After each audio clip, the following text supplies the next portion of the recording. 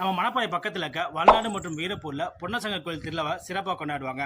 இந்த பொன்னசங்க நம்ம மண்ணில் வாழ்ந்த ஒரு சிற்றரசர்கள். முன்னாடி இந்த பொன்னசங்க கதையை உடுக்கையடி பாடல் மூலம் தான் மக்கள்கிட்ட சொல்லிக்கிட்டு இருந்தாங்க. 1965 காலகட்டத்தில் கனடா நாட்டை சேர்ந்த பிருந்தா பெர்க் அவர்கள் இந்த உடுக்கையடி பாடலாம் ரெக்கார்ட் பண்ணி அதுக்கு கதை வடிவம் கொடுத்து பொன்னசங்க அப்படிங்கிற புக்கை ரிலீஸ் பண்ணுறாங்க.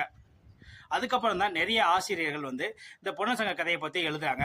இன்னும் குறிப்பாக சொல்லப்போனால் 1980 காலகட்டத்தில் நம்மளுடைய முன்னாள் முதல்வர் கலைஞர் அவர்கள் நம்ம மணப்பாறை பக்கத்தில் இருக்க வீரப்பூர் வல்நாடு பகுதிக்கு பார்த்துட்டு போயிட்டு குங்குமம் வார இதழில் பொன்னசங்க கதையை எழுதி வெளியிடுறாங்க.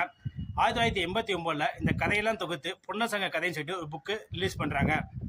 பொன்னசங்கர் எந்த காலகட்டத்தில் வாழ்ந்தான்னு சொல்லிட்டு சரியான குறிப்பு கிடையாது. சில பேர் 500 வருஷம் சொல்லுவாங்க, சில பேர் 1000 வருஷம் சொல்லுவாங்க. அதே போல் பொன்னசங்க கதையை பற்றி பல உடிக்கடி பாடுகள் இருப்பனால இந்த கதை தான் உண்மையான பொன்னசங்க கதைன்னு சொல்லிட்டு எந்த கதையும் நம்மளால் சொல்ல முடியாது. பொன்னசங்க கதையை பற்றி தெரிஞ்சுக்கணும் விருப்பப்பட்டா பிருந்தா பெர்க் அவர்கள் இந்த பொன்னசங்க கதையை அனிமேஷன் வீடியோவாக எடுத்து ரிலீஸ் பண்ணியிருக்காங்க. அந்த வீடியோ யூடியூப்ல இருக்கு, வேணுமா நீங்கள் போய் பார்த்துக்கலாம்.